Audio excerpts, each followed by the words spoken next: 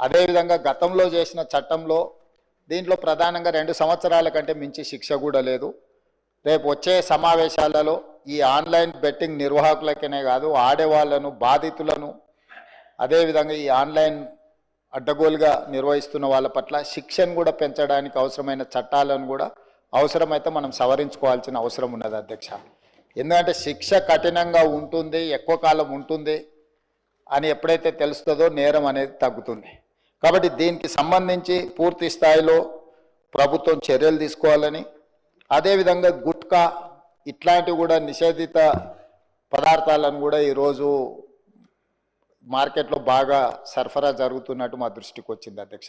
వీటి పట్ల కూడా మేము అప్రమత్తంగా ఉండాలని ప్రభుత్వం నిర్ణయం తీసుకునేది.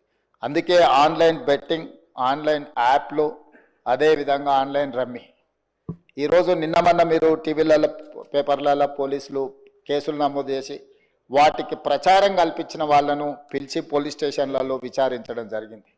వాటికి ప్రచారం కల్పించే వాళ్ళను పోలీస్ స్టేషన్లో పిలిచి వాళ్ళను విచారించడం ద్వారా ఈ సమస్యకు పరిష్కారము శాశ్వతంగా దొరకదు.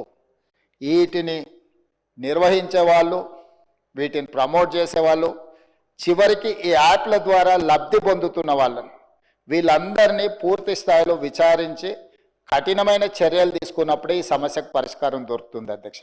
అందుకే దీన్ని పూర్తి స్థాయిలో విచారించాలంటే పక్క రాష్ట్రాలు, పక్క దేశాలలో కూడా విచారణ చేయాల్సిన పరిస్థితులు ఉంటాయి. అందుకే పూర్తి స్థాయిలో అన్ని అధికారాలు కట్టబెట్టే విధంగా ఒక స్పెషల్ ఇన్వెస్టిగేషన్ టీం ఏర్పాటు చేసి ఈ రాష్ట్ర ప్రభుత్వం వాళ్ళ మీద పూర్తి స్థాయిలో చర్యలు తీసుకోవాలని నిర్ణయం తీసుకున్నారు. తమ ద్వారా ఈ సభకు, సభ్యులందరికీ, తెలంగాణ సమాజానికి ఒక స్పష్టమైన ప్రభుత్వ విధానాన్ని మేము పంపించదలుచుకున్నాము. ఎవరైనా ఇందులో ప్రత్యక్షంగా, పరోక్షంగా ప్రోత్సహించిన, ప్రకటనలకు సహకరించిన, నిర్వహణలో భాగస్వాములైన ఎవరిని కూడా రాష్ట్ర ప్రభుత్వం వదిలిపెట్టదు. ఈ రాష్ట్రంలో ఖచ్చితంగా ఇలాంటి సైబర్ నేరాల పట్ల కఠినంగా మేము వ్యవహరించడం జరుగుతుంది. రాష్ట్ర ప్రభుత్వం అప్రమత్తంగా ఉంటుంది, ఇలాంటి నేరగాళ్ల పట్ల కఠినంగా వ్యవహరిస్తుంది. ఈ సభ ద్వారా సభ్యులందరికీ నేను ఈ ప్రకటన ద్వారా ఒకే మాట చెప్పదలుచుకున్న, స్పెషల్ ఇన్వెస్టిగేషన్ టీంను ఏర్పాటు చేస్తున్నాము. తద్వారా అందరినీ కఠినంగా అణచివేయడమే కాకుండా చర్యలు తీసుకుంటామని తమ ద్వారా తెలియజేయదలుచుకున్న అధ్యక్ష. అదేవిధంగా అధ్యక్ష, శాంతి భద్రతల మీద చాలాసార్లు మాట్లాడుతున్నారు, చాలా విషయాలు మాట్లాడుతున్నారు. నేను ఎక్కువ విషయాలు చెప్పదలుచుకోలేదు, కానీ గత ప్రభుత్వంలో కొన్ని దారుణమైన సంఘటనలు జరిగినప్పుడు తీసుకున్న చర్యలు, వాటి వివరాలు ఇవన్నీ కూడా ఈ సభలో చర్చిద్దామంటే మాకేం అభ్యంతరం లేదు అధ్యక్ష. ఎక్కడైనా చెదురుమదురు సంఘటనలు జరిగినా, అనుకోకుంటే ఎవరైనా నేరానికి పాల్పడ్డప్పుడు నేరం అనేది ఎవరు మనకు చెప్పి ముందస్తుగా సమాచారం ఇచ్చి పాల్గొన్నారు. నేరం జరిగిన ఎంబడే ప్రభుత్వాలు వ్యవహరించిన తీరు అత్యంత కీలకం, అత్యంత ప్రాధాన్యతతో కూడుకున్నది అధ్యక్ష. అందుకే మన రైల్లో జరిగిన సంఘటన పట్ల కానీ, అది రైల్వే పోలీసుల పరిధిలో ఉన్నా కూడా మేము తక్షణమే చర్యలు తీసుకోవడానికి అన్ని రకాలుగా పోలీసులను అప్రమత్తం చేసినాం. ఏ చిన్న సంఘటన జరిగినా రాష్ట్ర ప్రభుత్వం అప్రమత్తంగా ఉంటుంది. ఆనాడు ఔటర్ రింగ్ రోడ్ దగ్గర వెటర్నరీ డాక్టర్ను మీకు తెలుసు అధ్యక్ష, సాయంత్రం పూట అక్కడ ఉన్న డాక్టర్ని ఆ రోజు జరిగిన పరిస్థితులు, జరిగిన తర్వాత పరిణామాలు మనం అందరం చూసినాం.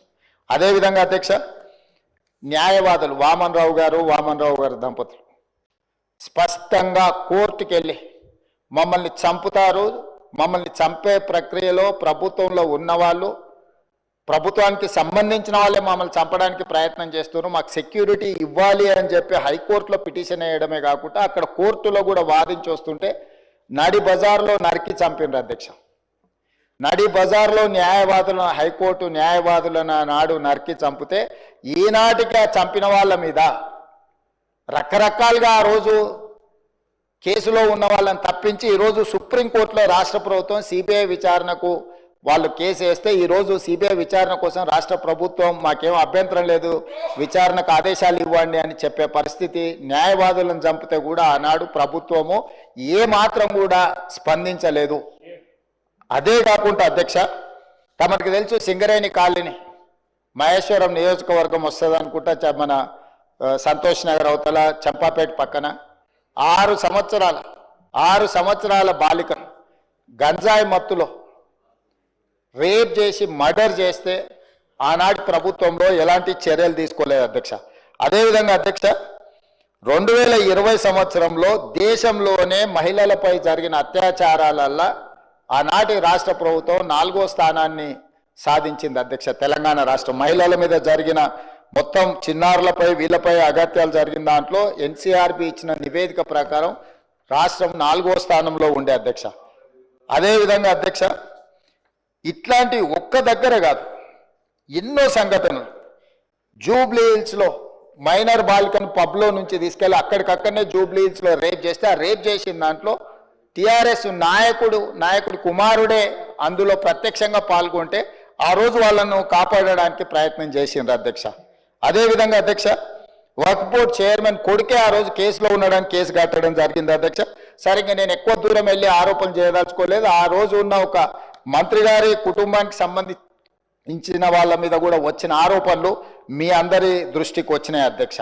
అదేవిధంగా ఈరోజు ఇట్లాంటి సంఘటనలు జరిగినప్పుడు మన అందరం కూడా బాధితుల పట్ల సానుభూతితో నుండి నేరగాళ్ల పట్ల కఠినంగా వ్యవహరించడానికి సహకరించాలి.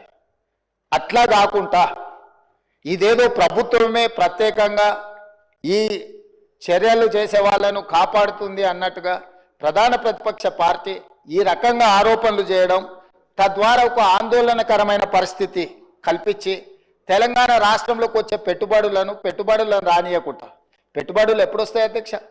శాంతి భద్రతలు పెట్టుబడిదారులకు రక్షణ కల్పించినప్పుడే రాష్ట్రానికి పెట్టుబడులు వస్తాయి. ఈరోజు ఏ మంచి పని చేపడదామన్నా దానికి ఒక దురుద్దేశాన్ని ఆపాదించి ఆ దురుద్దేశం ద్వారా తెలంగాణ రాష్ట్రం మొత్తం కుప్పగూలిపోయింది. ఈ రాష్ట్రంలో శాంతి భద్రతలు లేవు, ఈ రాష్ట్రంలో మీరు పెట్టుబడులు పెట్టకండి, ఈ రాష్ట్రం దివాలా తీస్తేనే తప్ప మాకు సంతోషం కలగదు అన్నట్టుగా ఈరోజు మాట్లాడడం ఏమాత్రం సమంజసం కాదు అధ్యక్ష. ఈరోజు ఈ రాష్ట్రంలో శాంతి భద్రతలను ఆనాడు 2004 నుంచి 2014 వరకు ఏది ఎట్లున్నా హైదరాబాద్ నగరంలో ప్రధానంగా శాంతి భద్రతల విషయంలో ప్రభుత్వం ఏమాత్రం ఆనాడు రాజీ పడకుండా మేము చేసిన ప్రయత్నాలు తెలంగాణ రాష్ట్ర అభివృద్ధికి ఎందుకో అనుకూలించినాయి. లక్షలాది కోట్ల రూపాయల వేలాది కోట్ల రూపాయల పెట్టుబడులు వచ్చి లక్షలాది ఉద్యోగ ఉపాధి అవకాశాలు హైదరాబాద్ నగరంలో తెలంగాణ రాష్ట్రంలో ఎందుకు వచ్చినాయి అధ్యక్ష? ఆనాటి ప్రభుత్వాలు తీసుకున్న నిర్ణయాలు, నేరగాళ్ల పట్ల వ్యవహరించిన తీరు, కఠినంగా వాళ్ళని అణచివేయడంతో ఈ రాష్ట్రానికి పెట్టుబడులు వచ్చినాయి, సంస్థలన్నీ వచ్చినాయి అధ్యక్ష. ఈరోజు సైబరాబాద్ ప్రాంతం కానీ, హైటెక్ సిటీ ప్రాంతం కానీ, ఔటర్ రింగ్ రోడ్ ప్రాంతం కానీ, అంతర్జాతీయ ఎయిర్పోర్ట్ ప్రాంతం కానీ, గచ్చిబౌలి కానీ, ఇలా చెప్పుకుంటూ వెళ్తే రాయదుర్గం కానీ ఇవన్నీ ఎప్పుడు విస్తరించినాయి అధ్యక్ష? ఎప్పుడు అభివృద్ధి చెందినాయి? హైదరాబాదు నగరంలో ఒకనాడు ఉమ్మడి రాష్ట్రంలో లేకపోతే అంతకంటే ముందు మత కల్లోలాలు ఉంటే కూడా అందరినీ కూడదీసుకొని అందరిని కలుపుకొని వాటిని అణిచివేసిన తర్వాత ఈ రాష్ట్రం అంటే శాంతి భద్రతలకు ఒక వేదిక అని తయారు చేసిన తర్వాతనే మనకు పెట్టుబడులు వచ్చినాయి అధ్యక్ష. విస్తరణలో భాగంగా మెట్రో కానీ, రోడ్లు కానీ, ఫ్లైఓవర్లు కానీ, కృష్ణానది జలాలు కానీ, గోదావరి జలాలు కానీ, ఇట్లా ప్రతిదీ హైదరాబాదు నగరం యొక్క మౌలిక వసతులను పెంచడమే కాకుండా శాంతి భద్రతలను కాపాడడంతో మన రాష్ట్రానికి పెట్టుబడులు వచ్చినాయి అధ్యక్ష. ఈరోజు ఒక మంచి ఉద్దేశంతో చేపట్టిన చర్యలను కూడా మీ స్వార్థం కోసం ఈ ప్రభుత్వం విఫలం చెందింది అని చిత్రీకరించాలన్న ఆలోచనతోని ప్రభుత్వం మీద, కాంగ్రెస్ పార్టీ మీద చేసే దాడిలో భాగంగా తెలంగాణ అభివృద్ధి మీద కూడా మీరు యాసిడ్ దాడులు చేసే పరిస్థితులు వచ్చినాయి అధ్యక్ష. తెలంగాణ కుప్పగూలాలన్న ఒక ఆలోచనతోని కుట్రపూరితంగా అన్ని రకాల వేదికల మీద తప్పుడు ప్రచారం చేయడం వల్ల ఈరోజు తెలంగాణ ప్రతిష్టను మసకబార్చే ప్రయత్నం చేస్తున్నారు అధ్యక్ష. దయచేసి తమరి ద్వారా నేను చేస్తున్న విజ్ఞప్తి ఒకటే, ఇట్లాంటి కుట్రలు చేయకండి. ఈ కుట్రలు తెలంగాణ రాష్ట్రానికి ప్రయోజనం కాదు. రేపు భవిష్యత్తులో మీరు అధికారంలోకి రావాలన్న ఆలోచన చేస్తున్నామని మీరు పదే పదే చెప్తారు. చాలా దగ్గరలో వచ్చేసారి మేమే అధికారంలోకి వస్తామంటారు. మరి వచ్చేసారి మీరు అధికారంలోకి రావాలంటే రాష్ట్రం దివాలా తీసి రాష్ట్రం మొత్తం తగలబడిపోయి రాష్ట్రానికి పెట్టుబడులు రాకుండా వచ్చిన పెట్టుబడులు ఇతర రాష్ట్రాలకు తరలిపోయి ఇది జరిగితే ఈ రాష్ట్రానికి ఏమైనా ప్రయోజనం చేకూరుస్తుందా? ఎందుకు విజ్ఞతతోని 10 సంవత్సరాలు ప్రభుత్వం నడిపారు. గతంలో కూడా 20 ఏళ్ళలో 30 ఏళ్ళలో మేము ప్రభుత్వంలో పనిచేసినాం, తెలంగాణ కోసం ఉద్యమాలు చేసినామని ఎవరైతే నాయకులు చెప్పుకుంటున్నారో మీకు సోషల్ రెస్పాన్సిబిలిటీ లేదా? Only political responsibility, only power మాంగర్స్గా మీరు మారి అధికారం మాకు ఉండాలి, అధికారం పోతే ఒక క్షణం కూడా మేము భరించలేము, అధికారం లేకుంటే ఒక క్షణం కూడా మేము ఉండలేము అన్న విపరీతమైన పోకడలు ఏ రకంగా తెలంగాణ సమాజానికి మేలు చేస్తాయి అధ్యక్ష? ఈరోజు తెలంగాణ రాష్ట్రాన్ని ప్రపంచ చిత్రపటం మీద పెట్టాలి అని మేము చేస్తున్న ప్రయత్నాలను, మేము నిరంతరం పెట్టుబడులను ఆకర్షించే ఉద్యోగ ఉపాధి అవకాశాలు పెంచాలని ఏదైతే ప్రయత్నం చేస్తున్నామో, శాంతి భద్రతలను కాపాడాలని మేము నిర్విరామంగా చేస్తున్న కృషి, మేము వచ్చిన తర్వాత అది గణేష్ నిమజ్జనం కావచ్చు, లేకపోతే మొహరం కావచ్చు, బక్రీద్ కావచ్చు, అన్ని మతాలకు సంబంధించిన పండుగల ఎక్కడైనా చిన్న చెదురుమదురు సంఘటన కూడా ఏదైనా జరిగిందా అధ్యక్ష? ఈ 15 నెలల్లో ఎక్కడైనా శాంతి భద్రతల విషయంలో ఎక్కడైనా మేము రాజీపడ్డామా అధ్యక్ష? ఈరోజు ఈ రాష్ట్రాన్ని దేశానికే ఒక ఆదర్శ రాష్ట్రంగా తీర్చిదిద్ది అత్యధికంగా విదేశీ పెట్టుబడులను తీసుకొచ్చి ఈరోజు ఇన్ఫ్లేషన్ విషయంలో, ధరల నియంత్రణలో దేశంలో నెంబర్ 1 అధ్యక్ష. 1.3 ఇన్ఫ్లేషన్ ఉన్న రాష్ట్రము భారతదేశంలో ఏదైనా ఉందంటే తెలంగాణ. ధరలను నియంత్రించడంలో, ఉద్యోగ ఉపాధి అవకాశాలు కల్పించిన దాంట్లో, నిరుద్యోగ సమస్యను తగ్గించిన దాంట్లో, స్టేట్ ఓన్డ్ ట్యాక్స్ కలెక్షన్లో, ప్రతి దాంట్లో దేశంలో నెంబర్ 1 తెలంగాణ రాష్ట్రం నిలబడ్డది అధ్యక్ష. దేశంలోనే ఇతర రాష్ట్రాలలో రాష్ట్ర సొంత పన్నుల వసూళ్లలో తెలంగాణ రాష్ట్రం 88% పన్నులను వసూలు చేసి దేశంలోనే నెంబర్ 1 రాష్ట్రంగా తెలంగాణ రాష్ట్రం నిలబడ్డది. మహారాష్ట్ర నెంబర్ 2, మిగతా రాష్ట్రాలు అట్లుంటే ప్రధానమంత్రిగా ప్రాతినిధ్యం వహించే గుజరాత్ 6-7 స్థానానికి పోయింది అధ్యక్ష. ఇవన్నీ కూడా మా సహచర మంత్రులు, అధికారులు అందరు కష్టపడి చేస్తున్న ప్రయత్నాన్ని మీరు అభినందించండి. అప్పుడే అంత ఆత్రము, అంత తాపత్రయము, అంత అసహనం ఎందుకని నేను అడుగుతున్నా.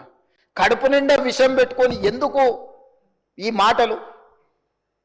మీరు నిజంగా మీ అనుభవాన్ని రంగరించి సూచనలు చేయండి. ఒకప్పుడు ప్రధాన ప్రతిపక్ష నాయకుడిగా అక్కడనే జానారెడ్డి గారు కూర్చొని మీరు తీసుకుంటున్న నిర్ణయాలకు వారు ఏ రకంగా ప్రభుత్వానికి సలహాలు సూచనలు ఇచ్చిండ్రు, జానారెడ్డి గారిని ఆదర్శంగా తీసుకోండి. మీరు ఆనాడు మా పార్టీ ప్రయోజనాల కంటే కూడా రాష్ట్ర ప్రయోజనాలు ముఖ్యమని చెప్పి పెద్దలు జానారెడ్డి గారు ప్రతిపక్ష నాయకుడు, మొట్టమొదటి ప్రతిపక్ష నాయకుడుగా ఒక సాంప్రదాయాలను వారు ఏర్పాటు చేసింది.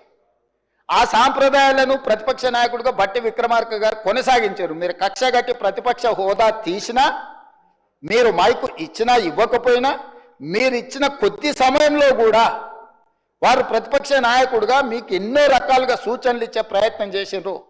ప్రభుత్వం తీసుకుంటున్న నిర్ణయాలలో ఉన్న లోపాలను ఎత్తి చూపడమే కాకుండా మీకు సహేతుకమైన సలహాలు సూచనలు ఇచ్చే ప్రయత్నం ఆనాడు ప్రతిపక్ష నాయకులుగా బట్టి విక్రమార్క గారు, జానారెడ్డి గారు చేశారు. ఈరోజు కూడా మీ నుంచి మేము ఆశిస్తున్నాం. మీరు ఎంత చేసినా, ఎగిరెగిరి దంచినా, ఎగరకుంట దంచినా మీకు వచ్చే కూలి అంతనే. ఎన్నికలు అనేటి 2029లో వస్తాయి అధ్యక్ష. వాళ్ళ తాపత్రయపడ్డంత మాత్రాన, వాళ్ళు ఆవేదన చెందినంత మాత్రాన, వాళ్ళు హడావిడి పట్టినంత మాత్రాన 1 సంవత్సరం రావు అధ్యక్ష ఎలక్షన్లు. అప్పుడే ఒక ఆయన అంటాడు వచ్చేసినాయి, బై ఎలక్షన్స్ వచ్చేసినాయి, వచ్చే నెలలే అని టికెట్లు వంచుతాడు ఒక ఆయన. ఆయన టికెట్లు వంచండి కదా, నేను వంచాలని ఇంకొక ఆయన పోయి ఆయన వంచుతాడు. వాళ్ళ పోటీతోని మా సాగుకు వస్తున్నారు అధ్యక్ష. వాళ్ళ అంతర్గతంగా ఏమని ఉంటే ఉండని, వాళ్ళు ఇట్లా తెలుసుకొని మాకేం అభ్యంతరం లేదు. ఒక ఆయన పొద్దున్నే ప్రెస్ మీట్ పెడితే మధ్యాహ్నం ఒక ఆయన ట్విట్టర్లో పెడతాడు దాని కౌంటర్ పార్టీ. ఒక ఆయన ట్విట్టర్లో పెట్టగానే ఇంకొక ఆయన ప్రెస్ నోట్ రిలీజ్ చేస్తాడు. వీళ్ళిద్దరు ఇట్లా చేశారు కదా అని పెద్దల సభలో ఉన్న వాళ్ళు వాళ్ళ వైపు నుంచి వాళ్ళు అదే ప్రయత్నం చేస్తున్నారు. వాళ్ళ పోటీ రాష్ట్ర ప్రభుత్వానికి తలకాయ నొప్పిగా మారిపోయింది అధ్యక్ష. ఈరోజు అందుకే నేను ఒకటే విజ్ఞప్తి చేస్తున్నా అధ్యక్ష. ఎన్నికలు మహేశ్వర్ రెడ్డి గారి పార్టీ జమిలీ ఎన్నికలు అంటారు, అవన్నీ కలిపి తీసుకొస్తామంటారు. ఇవన్నీ ఒకవేళ అంతా కలిసి వస్తే 2028లో రావాల్సిన ఎలక్షన్లు అవి 2029కి పోయేటట్టున్నాయి అధ్యక్ష.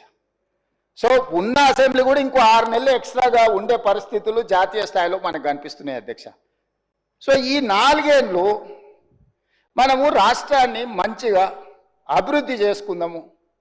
మీరు నా దగ్గరకు వచ్చిన వాళ్ళలో అప్పుడప్పుడు టీవీలలో, పేపర్లలో ఎవరు వచ్చి కలిసినా కూడా ఇటు అటు అని, నేను ఎవరికైనా నేను సభానాయకుడిగా, ముఖ్యమంత్రిగా ప్రతి ఎమ్మెల్యేకి నేను అందుబాటులో ఉంటా.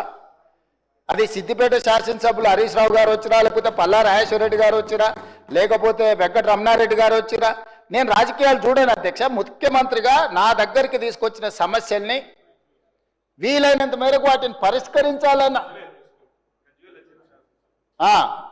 మా భట్టి గారు సూచన చేశారు. గజ్వేల్ శాసనసభలో వచ్చినా కూడా, ప్రతిపక్ష నాయకుడు వచ్చినా కూడా ఆ నియోజకవర్గానికి సంబంధించిన సమస్యలు కూడా పరిష్కరించాలంటారు. శాసనసభ నియోజకవర్గాలకు ప్రాతినిధ్యం వహించే ఎమ్మెల్యేలను నేను ఖచ్చితంగా ప్రజలు ఎన్నుకున్న ప్రతినిధులుగా వాళ్ళని గౌరవించే బాధ్యత నాది అధ్యక్ష. Just they can come as walking, just ఇట్లా నడుచుకుంటూ వచ్చి ముఖ్యమంత్రికి ఏదైనా రిప్రజెంటేషన్ ఇవ్వచ్చు. దానికి అనవసరమైన రాజకీయాలు ఆపాదించాల్సిన అవసరం లేదు అధ్యక్ష.